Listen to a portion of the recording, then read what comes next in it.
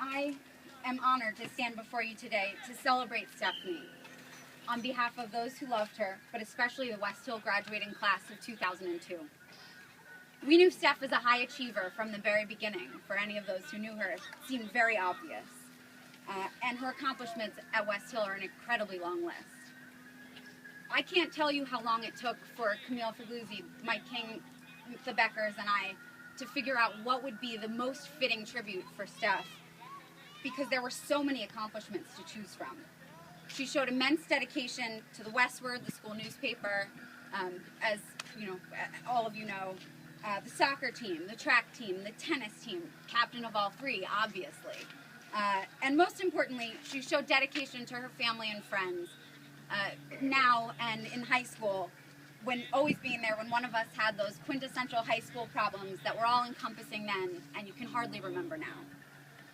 Steph was one of those people who had a million friends and a million plans, and I felt lucky to be included in any of those millions, as I think we all did. When we decided on a date for the dedication, stories poured in from classmates who couldn't be here today about Steph's spirit, her kindness, and her natural tendency to shine, no matter the situation.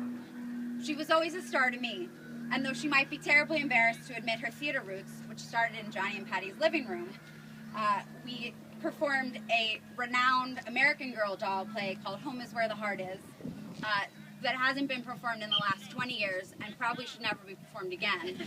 I think we went out on a real high note. But it was clear that Steph brought light into any room, and she continues to do so on this beautiful afternoon. It's my great hope that the tennis team at West Hill understands how important Steph was to all of us here, and that you all continue to work as hard as Steph did every single day. And with that, I'd like to share some of the stories that some of our classmates wrote in about Stephanie. I know that not everybody could be here today, but I want to make sure that we're covering as much of Steph and sharing as much of the Steph that we knew. So Dana Schuster wrote, I never had a dinner with Stephanie that was under 4 hours. Normally, we didn't even order a bite of food until hour 2, when the waiters would hover and interrupt a hilarious story. Little did they know it'd be another 3 hours before they could get rid of us. There'd be wine and laughter, endless laughter. I miss those dinners, but I'll always remember the stories and Steph and her red Kate Spade messenger bag. I've never met anyone who could light up a room like she could. It would be cliche if it weren't so true. And Jenny Rubenstein wrote, I have fond memories of all of the athletic activities we used to do together on family trips, whether it was playing tennis at Water's Edge or taking a Taekwondo class at Kutcher's where Mike pretended to be the instructor. We had about 15 people fooled into thinking they were actually learning Taekwondo. Val Kruk wrote, Stephanie and I spent many times on these tennis courts as players on the West Hill tennis team throughout high school. She was a star player and brought incredible spirit to practice every day. She was a team player and true leader on and off the courts. Normally winning all her matches, ladies, no pressure, she inspired the rest of the team to play their best and would cheer everyone on with a positive attitude, whether we won or lost. I have so many amazing memories of Steph on the West Hill tennis courts, and I'm so happy that she will always be remembered here.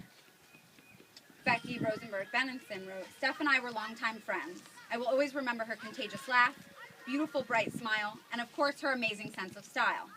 She was the life of the party and always had such a happy-go-lucky attitude. My favorite line of hers will always be, it's times like these when you just gotta say, whatever. It's spelled phonetically, just so you can hear it in her voice. She even wrote that in my high school yearbook, I miss Steph dearly, and I will never forget all of the West Hill and New York memories we had together. Deborah Pannon said, Steph and I served as co-captains of the varsity tennis team our senior year of high school. She was a true leader, putting sportsmanship, teamwork, and fun above all else. Whether designing special t-shirts to boost team spirit, bringing a stereo out to the courts to get us pumped for a big match, or hosting an over-the-top carb-loading dinner, she always found a way to bring the team closer together. Win or lose, Steph always remained positive, optimistic, and found cause for celebration. The entire team, myself included, really looked up to her. The West Hill tennis courts will always hold special meaning, and I'm lucky to have shared so many amazing memories there with Steph. And finally, from Sabrina Mallon, it's been almost 7 months, and I'm still in shock that Stephanie is no longer physically here. I know her spirit continues to live, as I often find myself using Stephisms in my everyday vocabulary. Every time I saw Steph, her presence radiated in a way no one else I've ever known has.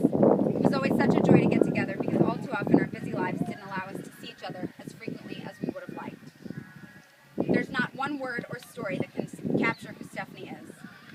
had to remember my friend in one word, I would say it's motivated. Always reaching for the stars, Stephanie had a drive and passion to excel at everything she did. From school to sports, second place was not an option, and she never delivered less than her very best. While Stephanie and I were friends throughout high school, it wasn't until senior year that we cemented a long-lasting friendship. Sharing multiple classes together, we saw each other almost every other period, including one random science class that only we took among our group of friends.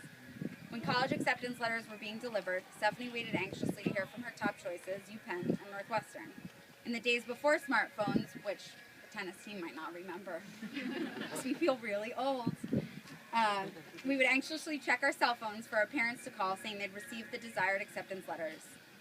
One day, while sitting in Mr. A's science class, Steph found out she had been accepted to Penn. In true Steph fashion, with disregard for the class and teacher, we jumped up and down screaming in the middle of the class. She'd gotten into her top choice. It was worth the disturbance.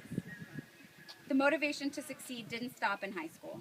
Steph's motivation propelled her through Penn and into a job that she loved. In true Steph fashion, she was always looking for more. In 2009, I joined a marathon training group. On the first night of the program, they announced the names of individuals that had hit milestone fundraising goals before training had already started. The first name they called was Stephanie Becker. Having not signed up for the program with Stephanie or seeing her at the event, I wasn't sure it was her, but I had a hunch. The next day, I received a text saying, yes, that's me, and couldn't believe our good luck that we'd be training for one of our biggest challenges together. Over the next 13 weeks, we ran through Central Park, including once with Steph in her Halloween costume from the night before, over the George Washington Bridge and across the finish line. Her motivation transferred to everyone around her, and without it, I don't think I would have been as strong or fast. I want people to remember how motivated she was to be a great friend.